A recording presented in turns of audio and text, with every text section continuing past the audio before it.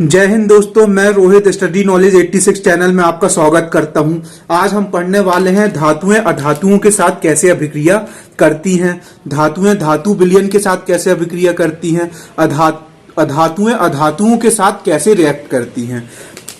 अब यह टॉपिक पढ़ना जरूरी क्यों है दोस्तों, इससे प्रीवियस ईयर एग्जाम में बहुत ही कम प्रश्न पूछे गए हैं, लेकिन इससे बहुत ही अच्छे प्रश्न बनाए जा सकते हैं। देखिए, जो भी स्टूडेंट सीरियस है वह जानते हैं कि हमने जो भी फॉर्म भरा है आरआरबी, एनटीपीसी या रेलवे ग्रुप डी का, रेलवे में जाने का यह हमारे पास आखिरी मौका है। अब पता नहीं 2 से 3 साल तक रेलवे वैकेंसी देता है कि नहीं देता है, इसलिए अपने हौसलों को बुलंद कीजिए और अपनी तैयारी को इतना पक्का कीजिए कि आपको मिलने वाले पहले मौके में ही आप सेलेक्ट हो सके या सफल हो सके।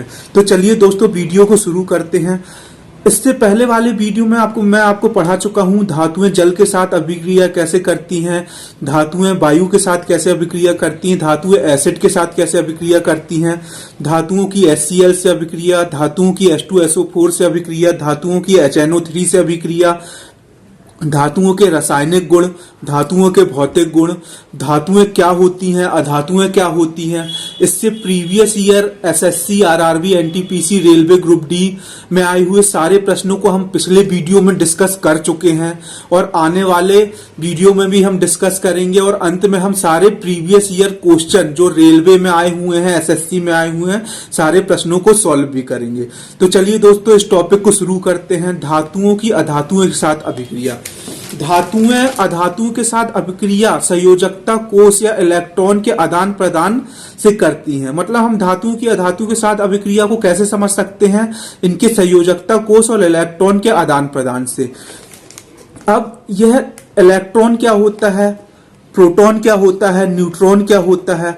प्रोटॉन पर प्लस चार्ज होता है, इलेक्ट्रॉन पर माइनस चार्ज होता है, न्यूट्रॉन उदासीन होता है। लेकिन प्रोटॉन पर प्लस चार्ज ही क्यों होता है, प्रोटॉन का नाम प्रोटॉन कैसे पड़ा, इलेक्ट्रॉन पर माइनस चार्ज क्यों होता है, परमाणु क्या होता है या एटम्स क्या होते हैं, परमाणु की खोज कैसे हुई। 18वीं सदी में ही ये रेवोल्यूशन क्यों आया कि परमाणु की खोज हुई, इलेक्ट्रॉन की खोज हुई, न्यूट्रॉन की खोज हुई, प्रोटॉन की खोज हुई। इससे क्या पहले इन सभी विषयों के बारे में कभी किसी ने चर्चा नहीं की थी? क्या एटम्स या परमाणु के बारे में पहले किसी ने डिस्कस नहीं किया था?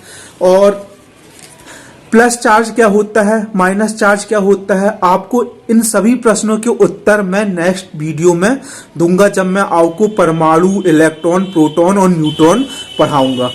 दोस्तों, इन सभी प्रश्नों के उत्तर जानना बहुत ही आवश्यक है और आपके मन में यह प्रश्न उठना चाहिए, इलेक्ट्रिसिटी की खोज क्यों हुई, कैसे पॉजिटिव चार्ज और नेगेटिव चार्ज की खोज की गई, क्यों की गई, इलेक्ट्रॉन की खोज कैसे हुई, इलेक्ट्रॉन का नाम इलेक्ट्रॉन क्यों पड़ा, प्रोटॉन का नाम प्रोटॉन क्यों पड़ा, किस वैज्ञानिक ने खोज की और उसको यह प्रेरणा कहां से मिली, या ऐसा क्या हुआ उस समय की इन सभी चीजों की खोज हुई। उस समय के अंधविश्वास को दूर करने के लिए, जैसे पहले जो धार्मिक गुरु थे या पादरी थे, वो बिजली का चमकना मतलब वो आम लोगों को यह बताया करते थे कि बिजली का चमकना मतलब यह ईश्वर का प्रकोप है, ईश्वर आपसे नाराज हैं। तो इन सभी अंधविश्वासों को दूर करने के लिए, इन सभी उत्तरों को जानने के लिए ही यह रेवोल्यूशन आया। यह कैसे आया, ये सारी चीजें मैं आपको नेक्स्ट वीडियो में बताऊंगा और डिस्कस करूंगा। इन सभी प्रश्नों के उत्तर जानने के बाद आपका एजुकेशन के प्रति या पढ़ाई के प्रति या साइंस के प्रति बहुत ही अच्छा इंटरेस्ट डेवलप होगा और आप में एक क्रिएटिविटी का जन्म होगा। साथ ही आपको यह भी पता चलेगा कि हम जो भी पुरानी पद्धति से अभी तक अध्ययन कर रहे हैं, बस थ्योरी रटते हैं, चीजों को जानने का प्रयास नहीं करते या चीजों को जानने के लिए इच्छुक नहीं है, यह सारे इन सब का दुष्परिणाम हम पर यह पड़ा है कि हम अब पढ़ाई से दूर भागते हैं। हमें पढ़ाई उतनी पसंद नहीं है, हमें खेलना ही पसंद है, जबकि पढ़ाई या एजुकेशन एक बहुत ही इंटरेस्टिंग सब्जेक्ट है जो आपके सभी प्रश्नों के उत्तर आपको देता है। तो हम अपने टॉपिक में वापस आते हैं। चलिए हम जानते हैं धातुओं की अधातुओं के साथ अभिक्रिया। तो हमने देखा कि धातुओं की अधातुओं के साथ अभिक्रिया इलेक्ट्रॉन के आदान प्रदान या संयोजकता कोष से जानी जा सकती है। जैसे सोडियम का एटॉमिक नंबर 11 होता है। देखिए सोडियम का एटॉमिक नंबर 11 है। किसी भी एलिमेंट का एटॉमिक नंबर का अर्थ होता है उसमें उपस्थित प्रोटॉनों की संख्या, और हम जानते हैं कि प्रोटॉनों का मतलब होता है प्लस चार्ज, इलेक्ट्रॉन का मतलब होता है माइनस चार्ज। अर्थात यदि किसी भी एलिमेंट का एटॉमिक नंबर 11 है मतलब उसमें 11 प्रोटॉन है, और यदि 11 प्रोटॉन है तो 11 ही इलेक्ट्रॉन होंगे। मैं आपको यह बताना चाहता हूं कि सोडियम पर प्लस चार्ज ही क्यों होता है। अगर आप बोलेंगे कि क्योंकि यह इलेक्ट्रॉन का, हम जानते हैं कि सोडियम मेटल है, धातु है, और धातुएं इलेक्ट्रॉन का दान करती हैं, इसलिए सोडियम एक इलेक्ट्रॉन का दान करता है, इसलिए सोडियम पर प्लस चार्ज होता है। तो मेरा सवाल यह है कि जो इलेक्ट्रॉन का दान करते हैं या डोनेट करते हैं उन पर प्लस चार्ज ही क्यों होता है, जबकि इलेक्ट्रॉन तो निगेटिव है। जब इलेक्ट्रॉन का दान हो रहा है तो वह तो माइनस चार्ज होना चाहिए। तो इसका उत्तर यह है कि सोडियम में 11 प्रोटॉन है अर्थात 11 प्लस चार्ज है, तो इसमें 11 इलेक्ट्रॉन भी होंगे अर्थात 11 माइनस चार्ज भी होंगे। और यदि मैं इसका इलेक्ट्रॉनिक विन्यास लिखूं सोडियम का, तो हम सब जानते हैं कि सोडियम का इलेक्ट्रॉनिक विन्यास 2 8 1 होता है। सोडियम का एटॉमिक नंबर 11 है अर्थात अगर मैं इसको इलेक्ट्रॉनिक रूप से विन्यासित करूं तो 2 8 1 में होगा। हम जानते हैं कि सोडियम अपनी वैलेंसी या अपना अष्टक पूरा करने के लिए एक इलेक्ट्रॉन त्याग कर देगा और अपना अष्टक पूरा कर लेगा। तो सोडियम में 11 प्रोटॉन है तो 11 ही इलेक्ट्रॉन भी होंगे। अब जब यह अपना एक इलेक्ट्रॉन त्याग कर देगा तो इसमें इलेक्ट्रॉनों की संख्या 10 बचेगी, जबकि अभी भी इसमें प्रोटॉनों की संख्या 11 ही है। मतलब सोडियम में 11 पॉजिटिव चार्ज है, लेकिन अब इलेक्ट्रॉन कितने बचे? 10। मतलब 10 निगेटिव चार्ज बचे और 11 पॉजिटिव चार्ज है। तो पॉजिटिव चार्जों की संख्या ज्यादा है, इसलिए सोडियम पर प्लस चार्ज होता है।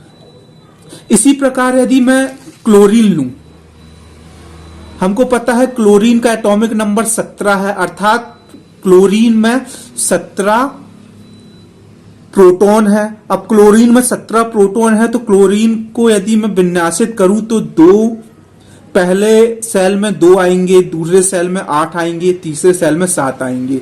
ये कैसे आते हैं? इसका फॉर्मूला 2n² होता है। ये हम सारी चीजें जब समझेंगे जब हम इलेक्ट्रॉनिक विन्यास पढ़ेंगे, परमाणु पढ़ेंगे, इलेक्ट्रॉन पढ़ेंगे, प्रोटॉन पढ़ेंगे, न्यूट्रॉन पढ़ेंगे।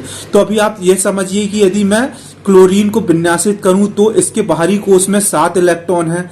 अब यह अपना अष्टक पूरा करने के लिए 1 इलेक्ट्रॉन एब्जॉर्ब करेगा। अब हम जानते हैं कि अभी क्लोरीन में 17 प्रोटॉन है, लेकिन क्लोरीन ने 1 इलेक्ट्रॉन ले लिया तो इसमें 18 इलेक्ट्रॉन हो गए। तो प्रोटॉनों की संख्या 17 है और इलेक्ट्रॉनों की संख्या हो गई 18। तो इलेक्ट्रॉन ज्यादा हो गए अर्थात माइनस चार्जों की संख्या ज्यादा हो गई, जबकि प्लस चार्जों की संख्या 17 है और माइनस चार्ज 18 हो गए।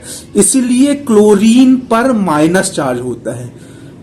तो किसी भी एलिमेंट पर प्लस चार्ज क्यों होता है या माइनस चार्ज क्यों होता है, मैं उसका रीजन और कारण आपको बता रहा हूं ताकि आप आगे समझ सके कि धातुओं की अधातुओं के साथ अभिक्रिया होती है तो क्या होता है। तो अब आप जान चुके हैं कि सोडियम में 11 प्रोटॉन है अर्थात 11 प्लस चार्ज है। इसी कारण इलेक्ट्रॉन भी 11 ही होंगे अर्थात माइनस चार्ज 11 होंगे। अब सोडियम को यदि हम इलेक्ट्रॉनिक रूप से विन्यासित करें 2 8 1 में, जब सोडियम 1 इलेक्ट्रॉन त्याग करेगा तो इसमें 10 इलेक्ट्रॉन बचेंगे, लेकिन प्रोटॉनों की संख्या अभी भी 11 ही रहेगी अर्थात सोडियम पर प्लस चार्ज की संख्या ज्यादा हो जाएगी और प्लस चार्ज की अधिकता के कारण ही सोडियम पर क्या होता है? प्लस चार्ज होता है।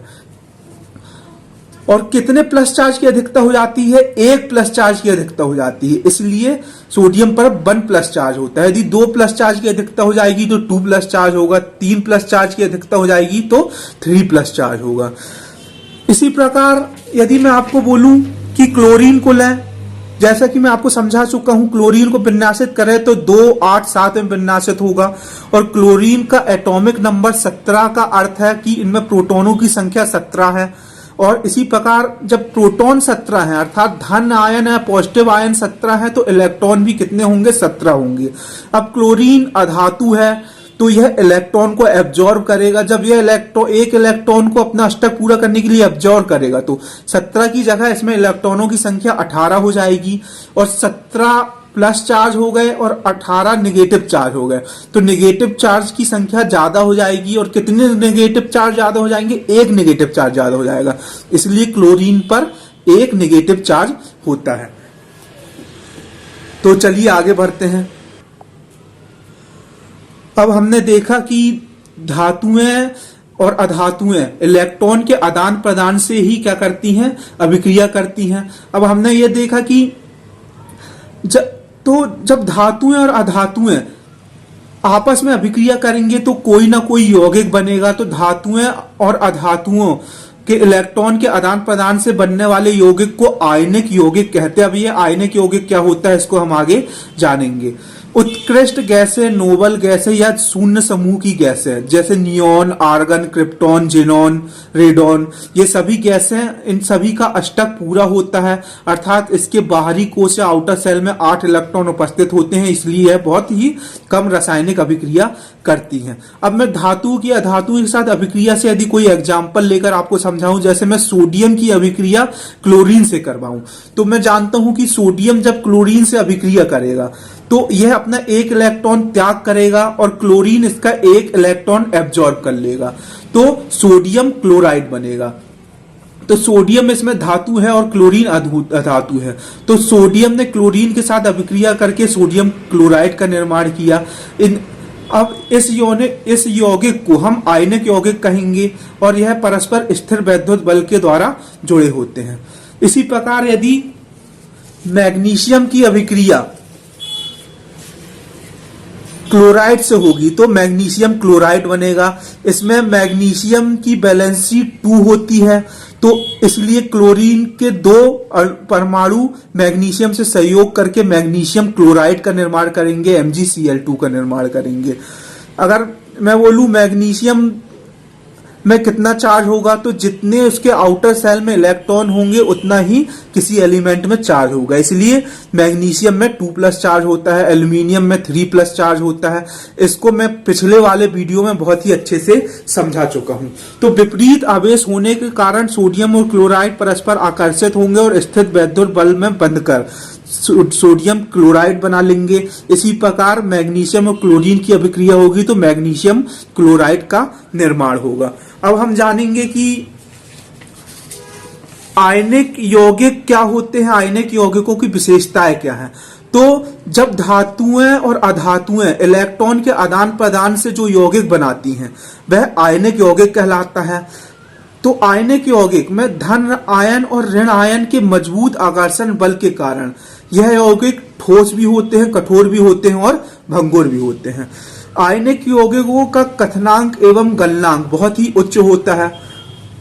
अब मैंने कुछ आयनिक यौगिकों के कथनांक एवं गलनांक क्यों लिखे हैं, क्या ये सारणी मैंने ऐसे ही बना दी है, ये आपको बोर करेगी? ऐसा नहीं है दोस्तों, यह सारणी एनसीईआरटी की साइंस की बुक में दी हुई है और इससे प्रीवियस ईयर में प्रश्न पूछे गए हैं और प्रश्न पूछे जा सकते हैं। और मैंने आपसे वादा किया था कि मैं एनसीईआरटी की साइंस की बुक का एक एक कॉन्सेप्ट आपको अच्छे से समझाऊंगा और पढ़ाऊंगा, ताकि आपसे आने वाले प्रतियोगी परीक्षाओं में एक भी प्रश्न ना छूटे। तो सबसे पहले आपको आप ये तो समझ गए कि आयनिक यौगिक क्या है। अब आयनिक यौगिक में का एग्जांपल सोडियम क्लोराइड और मैग्नीशियम क्लोराइड का मैंने आपको दिया, तो आपको सोडियम क्लोराइड और मैग्नीशियम क्लोराइड का क्वथनांक एवं गलनांक याद रखना है।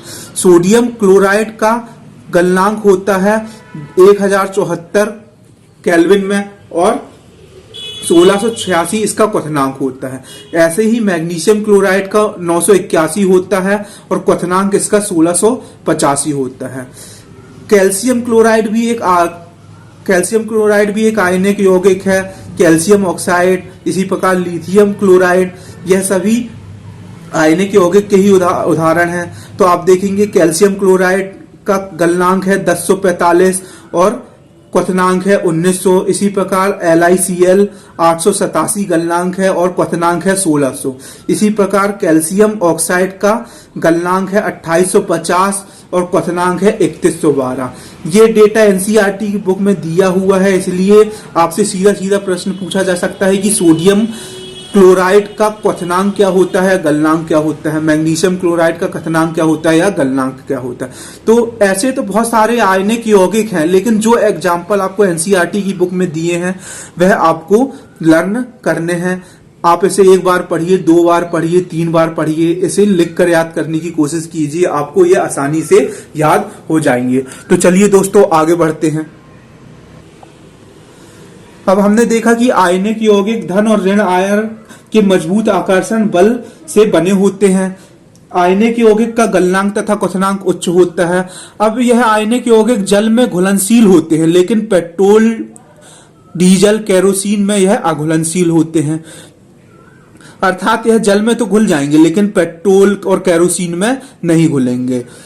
आयनिक यौगिक ठोस रूप में तो विद्युत के कुचालक होते हैं, लेकिन गलित या मेल्ट रूप में विद्युत के सुचालक होते हैं। इस प्रॉपर्टी से एग्जाम में प्रश्न पूछा गया है। जैसे मैं आपको नमक का उदाहरण दूं, नमक जब ठोस होता है तो उस पर इलेक्ट्रिसिटी का प्रवाह नहीं होगा, लेकिन यदि मैं नमक का घोल बनाऊं पानी के साथ तो उसमें इलेक्ट्रिसिटी का प्रवाह होगा। तो आयनिक यौगिक ठोस रूप में विद्युत के कुचालक होते हैं तथा गलित रूप में विद्युत के सुचालक होते हैं या मेल्ट रूप में विद्युत के सुचालक होते हैं। आपको यह प्रॉपर्टी अच्छे से याद रखना है।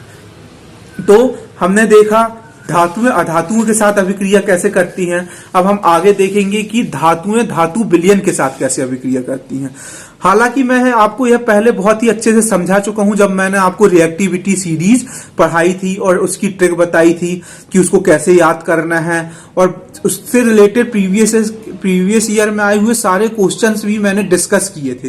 तो फिर भी हम दोबारा देख लेते हैं। जैसे प्रीवियस ईयर में क्वेश्चन पूछा गया है कि यदि कॉपर के तार को आयरन सल्फेट के विलयन में मिलाया जाए तो क्या अभिक्रिया होगी। तो जब एक धातु दूसरे धातु विलयन के साथ अभिक्रिया करती है तो क्या होता है। हम जानते हैं कॉपर भी धातु है और आयरन भी धातु है। तो हमने आयरन सल्फेट का घोल लिया और उसमें कॉपर का तार डाला तो क्या होगा दोस्तों, कोई भी परिवर्तन नहीं होगा या कोई भी चेंज नहीं होगा। ऐसा क्यों? क्योंकि मैंने आपको बताया था इसके लिए आपको रिएक्टिविटी सीरीज बनना चाहिए, जो कि मैं आपको पिछले वीडियो में बता चुका हूं। तो आप मेरे पिछले वीडियो में जाकर रिएक्टिविटी सीरीज को अच्छे से देखिए। क्योंकि कॉपर और आयरन में सर्वाधिक क्रियाशील क्या है तो आपको पता है कॉपर और आयरन में पापा, नानी, काका, मांगे, आलू, जॉन, लोहा, पबजी है, क्यों होगी आगे औरत प्लेट लेके।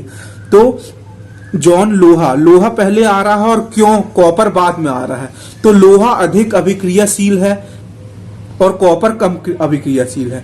तो कम अभिक्रियाशील तत्व अधिक अभिक्रियाशील एलिमेंट को रिप्लेस नहीं कर सकता, तो कॉपर का तार आयरन को रिप्लेस नहीं कर सकता, तो इसलिए इसमें कोई चेंज नहीं होगा। ये दोनों एग्जाम्पल मैंने बोल लिए हैं जो एनसीईआरटी की साइंस की बुक में लिखे हुए हैं, जो आपको पूछे भी गए हैं और आने वाले समय में पूछे भी जा सकते हैं।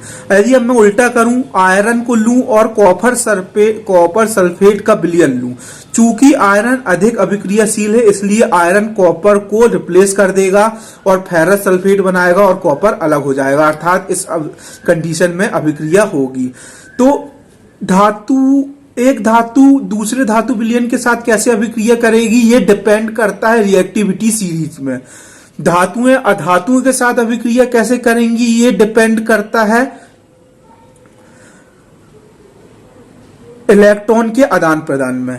तो हमने देखा कि रिएक्टिविटी सीरीज में ऊपर वाला मेटल नीचे वाले मेटल को, अर्थात अधिक क्रियाशील धातु कम क्रियाशील धातु को रिप्लेस कर देगी।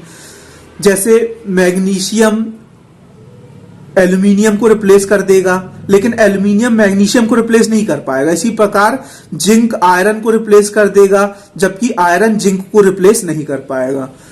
तो चलिए आगे बढ़ते हैं और हम धातु की अभिक्रियाशीलता से रिलेटेड कुछ प्रश्न को देखते हैं। पहला प्रश्न, एल्यूमिनियम की संयोजकता या वैलेंसी क्या होती है? तो हम जानते हैं एल्यूमिनियम का एटॉमिक नंबर 13 होता है। चूंकि एल्यूमिनियम एक धातु है तो वह इलेक्ट्रॉन का दान करेगी, मतलब उस पर प्लस चार्ज होगा, तो नेगेटिव चार्ज नहीं होगा, तो यह ऑप्शन कट गया। अब हम जानते हैं कि एल्यूमिनियम पर 3 प्लस चार्ज होता है, तो इसका आंसर हो जाएगा +3। निम्न में से कौन सबसे कम रासायनिक अभिक्रियाओं में भाग लेता है? हेलोजन ग्रुप, कार्बन ग्रुप, उत्कृष्ट गैसें, या इसी को शून्य समूह भी बोला जाता है, या चैल्कोजेन समूह। अब ये हेलोजन ग्रुप, कार्बन समूह, उत्कृष्ट गैसें या चैल्कोजेन समूह क्या होता है? तो आप यदि साइंस पढ़ते हैं तो आपने पीरियोडिक टेबल पढ़ी होगी और इसके बारे में जानते होंगे। यदि नहीं पढ़ी है तो हम नेक्स्ट टॉपिक हमारा पीरियोडिक टेबल ही है, जिसे हम बहुत ही अच्छे से पढ़ने वाले हैं। इसके बाद पीरियोडिक टेबल में आपको कोई भी एक भी प्रश्न आपसे नहीं छूटेगा और आप सारे प्रश्नों को सॉल्व कर पाएंगे। साथ ही यदि कोई नया संभावित प्रश्न आता है तो उसे भी आप सॉल्व कर पाएंगे।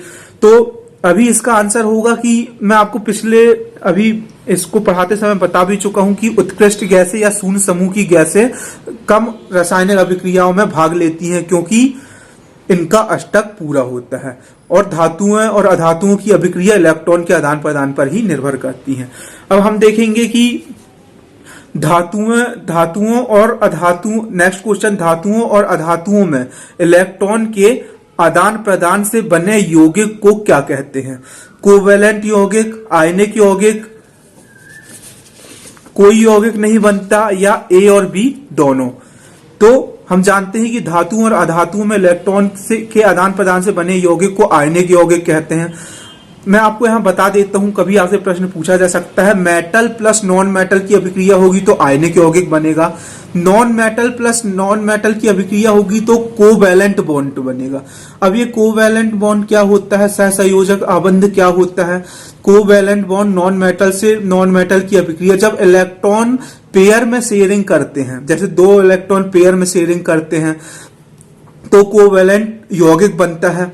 अब कोवैलेंट यौगिक जैसे आपने सुना होगा सिग्मा यौगिक, पाई यौगिक, ये कोवैलेंट यौगिक के ही प्रकार हैं।